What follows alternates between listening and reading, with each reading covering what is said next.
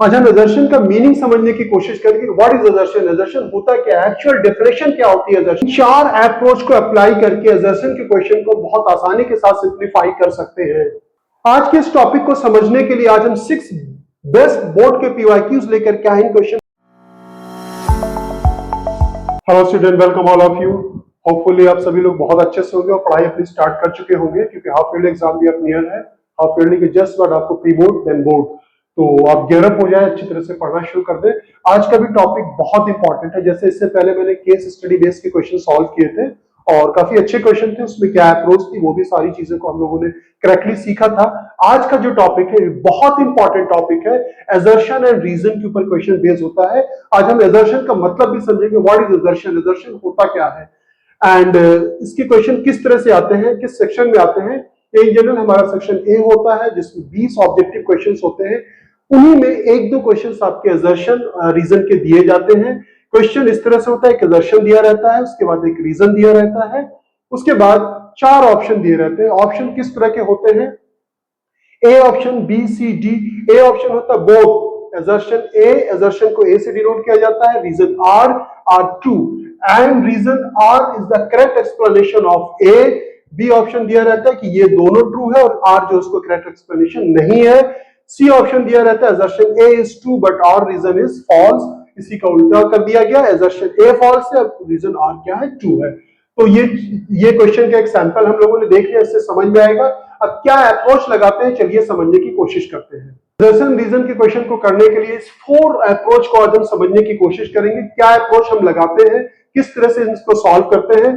Before doing the approach हमें यह समझना चाहिए असर्शन होता क्या है। असर्शन बेसिकली क्या होता है, असर्शन कहते हैं, हिंदी की में अगर बात करते हैं कि कथन कहते हैं, इंग्लिश में कहते हैं कि स्टेटमेंट, जिसके अंदर एक फैक्ट होता है या एक ब्रीफ होता है। कोई फैक्ट दिया रहता है, स्टेटमेंट, कोई भी स्टेटमेंट जिसके अंदर कोई फैक्ट, मैथमेटिकल फैक्ट हो गया या साइंस का कोई फैक्ट दिया गया था, उस सेंटेंस को हम क्या बोलते हैं, असर्शन बोलते हैं। तो एक असर्शन दिया होगा, एक रीजन दिया होगा, और उसके लिए अप्रोच हम क्या लगाएंगे। पहला मोस्ट इंपॉर्टेंट अप्रोच, ये तो किसी भी क्वेश्चन के लिए होता है कि रीड वेरी केयरफुली। अगर आप असर्शन के क्वेश्चन को करेक्टली रीड नहीं करते हैं तो माइट बी पॉसिबल कि आप गलती कर सकते हैं। तो असर्शन और रीजन दोनों को आप क्वेश्चंस को करेक्टली रीड करना है। रीड करने के बाद अगर कोई इंपॉर्टेंट पार्ट है तो आप उसे अंडरलाइन करते हुए चले। आपके हाथ में पेंसिल होनी चाहिए। जो बोर्ड में 15 मिनट्स आपको रीडिंग टाइम दिया जाता है, एट दैट मोमेंट आप उसको समझ लें कि क्या इंपॉर्टेंट चीजें हैं।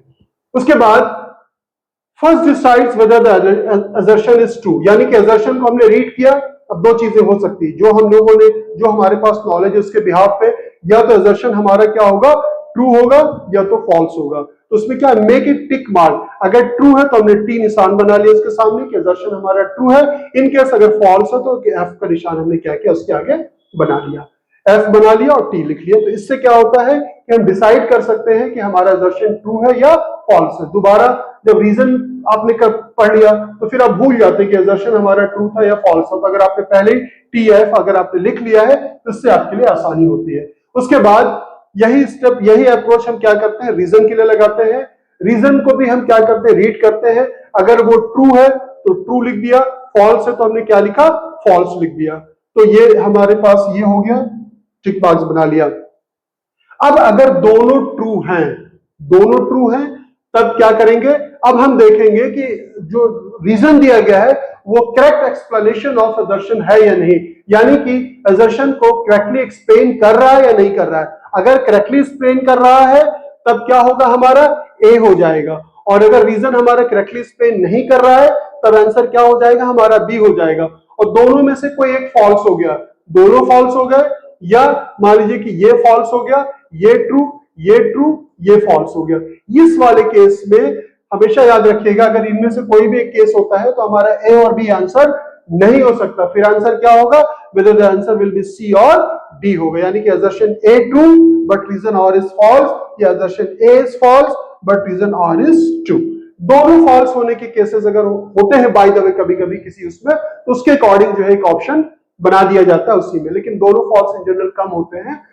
तो इस तरह से अप्रोच लगाते हैं। अब चलिए जल्दी से एक क्वेश्चनों को सॉल्व करते हैं और वहां पे इन सारे अप्रोच जो हम लोगों ने सीखी है उसको वहां पे इंप्लीमेंट करने की हम कोशिश करेंगे। फर्स्ट क्वेश्चन जो आपके स्क्रीन पे है ये मैंने बोर्ड के पीवाईक्यू से लिया है। मोस्ट इंपॉर्टेंट और मोस्ट कंफ्यूजिंग क्वेश्चन और बहुत ही ट्रिकी क्वेश्चन भी हम कह सकते हैं कि अगर आपने इसको करेक्टली रीड नहीं किया तो बहुत से बच्चे इस क्वेश्चन में गलती कर देते हैं। आप इसे एक बार खुद से सॉल्व करने की कोशिश करें। असर्शन ए क्या दिया गया है, the prime numbers which divides, कौन सा नंबर, प्राइम नंबर, ध्यान में रखिएगा, डिवाइड्स 36 आल्सो डिवाइड्स 6। 36 बेसिकली क्या है, 36 जो है वो हमारा वो 6 का स्क्वायर ही है। और थ्योरम क्या पढ़ी थी हम लोगों ने, रिकॉल करके एक बार देखें। कोई भी प्राइम नंबर p, मान लीजिए वो प्राइम नंबर क्या है p, अगर वो a स्क्वायर को डिवाइड करता है तो वो सेम प्राइम नंबर किसको डिवाइड करेगा, a को डिवाइड करेगा। तो वो नंबर क्या होना चाहिए, शुड बी प्राइम। तो यहाँ पे क्या है, प्राइम नंबर्स विच डिवाइड्स, इसे हम कह सकते हैं a square also divides a, यानी कि असर्शन हमारा क्या है, ट्रू है। तो यहाँ पे हमें t लिख देना चाहिए, इससे ध्यान रहेगा। रीजन क्या दिया गया है, अब रीजन को बहुत करेक्टली रीज किया। मैंने क्या कहा था, बहुत कंफ्यूजन हो जाता है बच्चों को इस क्वेश्चन में। Any numbers which divides p square also divides p। सोचिए क्या ये करेक्ट है, बिल्कुल भी नहीं करेक्ट है। क्यों, थ्योरम का स्टेटमेंट क्या है, एनी प्राइम नंबर्स, यहां पे क्या दिया गया, any numbers, any numbers, any numbers सिर्फ प्राइम नंबर के लिए करेक्ट है। जैसे मैं आपको एक एग्जांपल से एक्सप्लेन करने की कोशिश करता हूं। प्राइम के अलावा मैं कंपोजिट नंबर चूज करता हूं, मैंने 4 चूज कर लिया। 4 क्या है, 36 को डिवाइड कर रहा है, 4 9 36 कंप्लीटली डिवाइड कर रहा है। तो क्या इसका ये 6 का स्क्वायर यानी कि 6 को 4 डिवाइड करेगा, नहीं करेगा। That means this theorem stand for only prime numbers. Prime numbers अगर a स्क्वायर को डिवाइड करता है तो वो किसको डिवाइड करेगा, a को डिवाइड करेगा। दैट मींस ये हमारा क्या हो गया, फॉल्स। देखिए असर्शन हमारा ट्रू है और रीजन क्या है, फॉल्स है। तो ऑप्शन कौन सा होगा हमारा, assertion A is true but reason R is false. तो रीजन हमारा फॉल्स है, तो ये होगा। और दैट मींस मैंने आपसे पहले भी बताया था, दोनों में से कोई एक भी अगर रॉन्ग होता है तो ये दो ऑप्शन नहीं हो सकते जिसमें करेक्टली एक्सप्लेन करने के लिए कहा जाता है। हमारा ऑप्शन क्या हुआ, सी इज राइट आंसर। चलिए नेक्स्ट क्वेश्चन देखते हैं। तो चलिए सेकंड क्वेश्चन हम लोग सॉल्व करते हैं। असर्शन है for any two prime numbers p and q their HCF is 1 and LCM is p plus q। Recall करें, अगर मान लीजिए कि अगर आप नहीं सोच पा रहे तो एक एग्जांपल ले लें, क्योंकि ऑब्जेक्टिव क्वेश्चन से आपको एबीसी के फॉर्म में ही आंसर करना होता है। मान लीजिए दो प्राइम नंबर, हमने एक 2 ले लिया, दूसरा 3 ले लिया। ऑब्वियस किसी भी दो प्राइम नंबर का HCF 1 होता है, तो पहला पार्ट तो हमारा सही है, 1 होगा। लेकिन एलसीएम ऑफ क्या होता है, इन दोनों का एलसीएम निकालेंगे तो क्या आएगा, 3 2 6 आएगा, 3 + 2 5 नहीं आएगा। तो ये पार्ट क्या है, रॉन्ग है। तो यानी कि ये फॉल्स हो गया। यहाँ पे हमने एक F लिख दिया, यानी कि ये फॉल्स हो गया। अब हमारा ए और बी कभी ऑप्शन नहीं हो सकता। दूसरा क्या है, reason R for any two natural numbers HCF into LCM product of the numbers. Obvious ये आपने क्लास 10 की मैथ्स की बुक में फर्स्ट चैप्टर में आपने पढ़ा भी होगा, स्पेशली HCF LCM को मैंने प्रॉपर वीडियो भी अपलोड किया है, तो आप इसे देख लीजिए। ये क्या होता है, करेक्ट होता है, यानी कि ये हमारा क्या है, ट्रू है। ये फॉल्स, ये ट्रू। तो क्या हो जाएगा, अब देखिए असर्शन हमारा A is false but reason R is true. तो क्या हो जाएगा, इसका D इज राइट आंसर। देखा अप्रोच हो कितनी आसानी के साथ क्वेश्चन हो रहे हैं। तो अब चलिए नेक्स्ट क्वेश्चन और सॉल्व करते हैं हम लोग। Next third question, another very good question. For two prime numbers x and y, दो prime number x and y, अगर हमें नहीं समझ में आता हम एक एग्जांपल ले लेंगे। x and y, x y से छोटा है, एक हमने 2 ले लिया, दूसरा 3 ले लिया। ऑब्वियस 2 जो है वो क्या है, 3 से छोटा है। HCF of x and y, HCF अगर हम लेते हैं HCF ऑफ 2 एंड 3 क्या होगा, 1 होगा। तो HCF हमारा कभी भी x या y नहीं होगा, क्योंकि दो प्राइम के HCF क्या होते हैं, इससे पहले वाले क्वेश्चन में हम लोगों ने देखा था HCF of two prime numbers क्या होता है, 1 होता है। तो यानी कि आगे इसको देखने की जरूरत ही नहीं, ये हमारा क्या हो गया, फॉल्स हो गया। इसको आप छोड़ दें। रीजन क्या है, रीजन दिया गया है HCF of x and y, HCF of x and y is less than equal to the HCF of less than y where x and y are any two।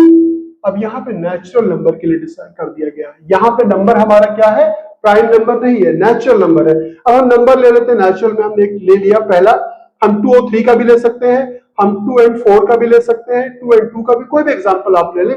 दोनों नंबर हमने क्या ले लिया, वो ले लिया, सेम ले लिया, यहाँ पे वो ले लिया। एक 2 एंड 3 भी हम ले सकते हैं, दोनों ले सकते हैं। अब अगर HCF मान लीजिए 2 एंड 4 का अगर हम निकालते हैं तो क्या आएगा, 2 आएगा। लेकिन LCM अगर इसका निकालते हैं तो क्या आएगा, 4 आएगा। लेकिन दोनों नंबर को सेम चूज करते हैं 2 and 2, तो इनका एचसीएफ क्या होगा 2 होगा और एलसीएम भी क्या होगा 2 होगा। इस केस में क्या होगा दोनों बराबर भी हो जाएंगे। बाकी सारे केसेस में क्या होंगे, जैसे इस वाले केसेस में हमारा 2 आ रहा तो छोटा होगा, तो छोटा भी होगा और बराबर भी किस केस में होगा, if we have chosen both the number same, दोनों नंबर एक ही अगर चूज किया है तो उस केस में एचसीएफ एलसीएम के क्या होगा बराबर होगा। क्योंकि क्यों, there X and Y any two natural numbers दिया गया है। लेकिन अगर हम 2 और 3 लेंगे तो उसका एचसीएफ क्या हो जाएगा 1 हो जाएगा, एलसीएम क्या हो जाएगा, दोनों को मल्टीप्लाई करके जो नंबर आएगा दैट मींस 6 हो जाएगा। यानी कि ये हर केस के लिए अगर नेचुरल नंबर दिया गया है कोई भी नंबर हम एज्यूम करते हैं तो ये क्या हो रहा है हमारे लिए ट्रू हो जाएगा। अब ये ट्रू है, पहला फॉल्स है, तो फर्स्ट वाला जब फॉल्स होता है assertion A is false but reason R is true, यहाँ पर रीजन हमारा क्या है ट्रू है, तो इसका आंसर क्या होगा डी इज राइट आंसर।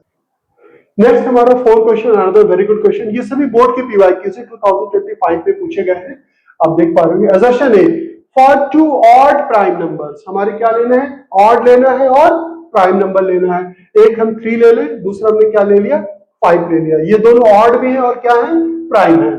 बहुत करेक्टली रीड कर लेते हैं, 2 odd prime numbers x and y बराबर नहीं है, तो यानी कि 3 हमारा डज नॉट इक्वल टू 5, सारी कंडीशन फुलफिल हो रही है।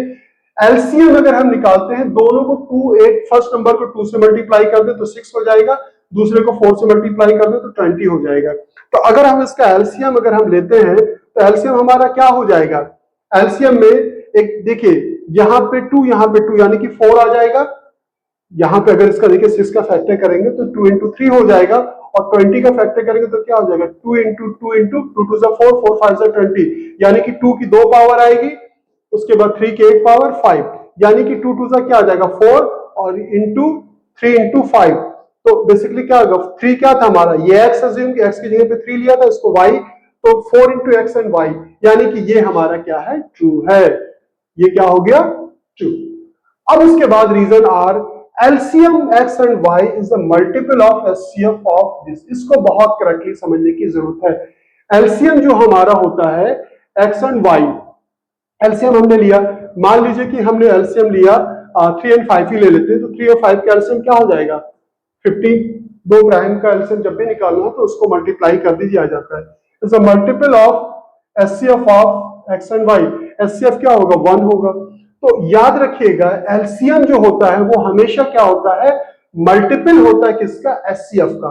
जैसे मैंने एक एग्जांपल लेकर के जब वीडियो मैंने शूट किया था एचसीएफ एलसीएम के, मैंने 6 लिया था 12 लिया था, तो इसका अगर हम एचसीएफ निकालते हैं, एचसीएफ क्या आया था 6 और एलसीएम क्या आया था 12 आया था, तो 12 को क्या लिख सकते हो 6 into 2, तो यानी कि ये क्या है एलसीएम जो होता है मल्टीपल ऑफ क्या होता है वो एचसीएफ होता है। तो ये करेक्ट भी है, करेक्ट है। अब ये ट्रू है, ये भी ट्रू है, वो भी ट्रू है। अब दूसरी चीज हमें क्या चेक करनी होती है, तो क्या रीजन जो है करेक्ट एक्सप्लेनेशन जो है वो एक का है कि assertion का है कि नहीं है। अब इस चीज को आपको बहुत अच्छे से करेक्टली देखना है और समझने की जरूरत है। रीजन हमारा क्या है, इसका फैक्टर तो होता है, अब क्या वो चीज यहां आपको करेक्टली एक्सप्लेन कर रही है, 2 odd prime numbers x and y 4 से मल्टीप्लाई कर दिया गया, तो ये देखिए ये यहां पर करेक्ट है, ये भी करेक्ट है, लेकिन आर जो इसको करेक्टली एक्सप्लेनेशन जो है वो ए का नहीं है, क्योंकि यहां पे कुछ फैक्टर्स की बात नहीं हो रही है, जस्ट एक मल्टीप्लाई किया गया नंबर से और उसका क्या निकाला गया है एलसीएम निकाला गया है। तो इस केस में both assertion A and reason R is true and reason R is the correct explanation of Y, ये नहीं होगा। Both assertion A and reason R are true but reason R is not the correct explanation of assertion A, तो यानी कि B is right answer। देखा ये questions कितना अच्छा था। इस तरह से क्वेश्चंस अगर आप प्रैक्टिस करते हैं समझ करके, अगर आपने 10 क्वेश्चन किया है तो आप कितने भी क्वेश्चन होंगे आप कर लेंगे, अगर उसकी थ्योरी पता है आपको अच्छे से, और बिना समझे हुए आपने 100 क्वेश्चन भी किया हुआ है तो फिर आप सिर्फ क्वेश्चन को लर्न कर रहे हैं। तो क्वेश्चन को लर्न नहीं करना है, क्वेश्चन को समझना है। चलिए कुछ और क्वेश्चन लेते हैं। नेक्स्ट क्वेश्चन 5, एक बार रीड करते हैं क्वेश्चन को। प्रदर्शन क्या दिया गया, for any 2 natural numbers a and b the HCF of a and b, HCF of a and b is a factor of the LCM of a and b। Just question 4 में भी मैंने बताया था कि जो HCF होता है वो क्या होता है फैक्टर होता है किसका LCM का। वैसे भी अगर आप देखेंगे मैंने 6 और 12 का जब हमने HCF फाइंड किया था तो क्या आया था 6 आया था, और एलसीएम क्या था, एलसीएम 12 था। तो 12 को क्या लिख सकते हैं 6 into 2। तो एलसीएम हमेशा जो होता है, एचसीएफ जो होता है वो क्या होता है, एलसीएम का एक फैक्टर होता है, या एचसीएफ जो होता है एलसीएम को डिवाइड भी करता है और नंबर्स को भी डिवाइड करता है। अगर आप रिकॉल करके देखें, हम लोगों ने क्या सीखा था, HCF of A and B into LCM of A and B always equal to the number 1 into number 2। तो दैट मींस हमारा जो असर्शन है वो क्या है, 2 है। तो यहाँ पे हमें टी लिख देना चाहिए। रीजन आर क्या है, HCF of any two natural numbers divides both the numbers. क्या है, HCF of any two natural numbers divides both, यानी कि एचसीएफ जो होता है टू नंबर को, दोनों को क्या करता है, डिवाइड करता है। और इसका इनडायरेक्टली मतलब ये भी निकलता है, एचसीएफ जो होता है वो फैक्टर किसका होता है, एलसीएम का होता है। दैट मींस आर भी हमारा क्या है, 2 है, और आर जो है वो करेक्ट एक्सप्लेनेशन भी है किसका, assertion A का। That means इसका आंसर क्या हो जाएगा, both assertion A and reason R are true and the reason R is the correct explanation of assertion A। तो इसका आंसर क्या हो जाएगा, A is right answer। तो अगर कॉन्सेप्ट है, थ्योरी है, तो आप क्वेश्चन को आसानी के साथ सिंप्लीफाई कर सकते हैं। नेक्स्ट हमारा क्वेश्चन नंबर 6, थोड़ा सा मैंने डिफरेंट लिया है। assertion A क्या है, unit digit of 3 to the power n can not be an even number for any natural number n। इसको हम कई अप्रोच से सॉल्व कर सकते हैं। एक तो सबसे आसान अप्रोच ये है कि कोई भी हमारा ऑड नंबर हो, एनी ऑड नंबर के ऊपर कोई भी पावर अगर हम रेज करते हैं तो वो हमेशा क्या मिलता है, हमें ऑड नंबर ही मिलता है। तो इसका मतलब ये कभी इवन नंबर से एंड नहीं होगा। दैट मींस ये स्टेटमेंट हमारा क्या है, ट्रू है। सेकंड अप्रोच क्या लगा सकते थे आप, n की वैल्यू 1 लेंगे तो 3 हो जाएगा, n की वैल्यू यहाँ पे 2 रखेंगे यानी कि 3 की पावर 2 क्या हो जाएगा, 3 into 3 यानी कि 9 हो जाएगा। 3 लेंगे, फिर 3 रखेंगे तो 27 हो जाएगा, फिर 81 हो जाएगा। आप देख पा रहे होंगे 3 9 7 1, यानी कि कभी इवन नंबर से एंड नहीं होगा। अच्छा, थ्योरम को डायरेक्ट में इन्वॉल्व नहीं कर रहा हूं, क्यों, क्योंकि थ्योरम क्या है, every composite number can be the factorise its prime. कोई भी कंपोजिट नंबर को हम क्या करते हैं, फैक्टराइज करते हैं up to prime. That factorisation should be unique. लेकिन ये यहाँ पे ऑलरेडी क्या प्राइम दिया हुआ है, तो इसका भी क्या फैक्टराइजेशन क्या होगा, यूनिक होगा। इसके अलावा इसका कोई और फैक्टर होगा ही नहीं, तो ये एंड कभी भी किया है इवन नंबर से नहीं करेगा। अब हम रीजन की तरफ आते हैं। रीजन क्या है, R2 is not a prime factor of 3 to the power n। 3 to the power n का कोई फैक्टर 2 नहीं होगा for any natural number n। क्यों नहीं होगा, क्योंकि ये ऑलरेडी प्राइम है। प्राइम का फैक्टर जैसे मैंने पहले भी आप लोगों को बताया है, प्राइम के सिर्फ 2 फैक्टर होते हैं, 1 और इटसेल्फ। और प्राइम का एक ही प्राइम फैक्टर होता है, ठीक है। प्राइम फैक्टर 1 होगा। देखिए मैं फिर से समझा दूं, 3 को क्या लिख सकते हैं, 1 into 3। तो 1 हमारा प्राइम नहीं है।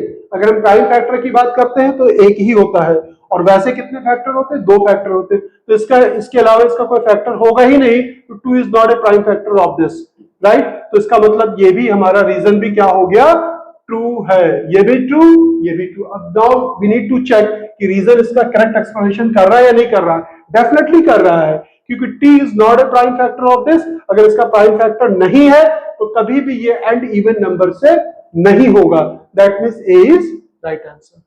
तो इस तरह से आप सेवरल क्वेश्चन और ले, खूब प्रैक्टिस करें डिफरेंट बुक्स से, बोर्ड के पीवाईक्यू से। हम लोग जो असाइनमेंट प्रोवाइड करते हैं उसमें सेवरल क्वेश्चंस ऐड कर देते हैं। इससे क्या होता है, जितना ज्यादा क्वेश्चन आप प्रैक्टिस करेंगे उतना ही आपका डाउट्स क्या होगा, क्लियर होगा। मैक्सिमम क्वेश्चन, लेकिन जितने भी क्वेश्चन करते हैं आप समझ करके क्वेश्चन को करें, अपने कॉन्सेप्ट को बिल्ड करें। नेक्स्ट वीडियो में इंशाल्लाह ताला we will try to upload some more question. पहले हम 1 मार्कर वाले क्वेश्चंस अपलोड करेंगे, उसके जस्ट बाद जो है आपको जो क्वेश्चन एनसीईआरटी से में नहीं डिस्कशन किए गए हैं, जो एनसीईआरटी के बियॉन्ड क्वेश्चंस होंगे, जो बोर्ड में आए हुए हैं बेस्ट क्वेश्चन, उस तरह के 3 मार्कर के कुछ और क्वेश्चंस को हम लोग अपलोड करेंगे। देन जामिया के पीवाईक्यूज, देन ये चैप्टर हमारा क्या होगा, फिनिश हो जाएगा।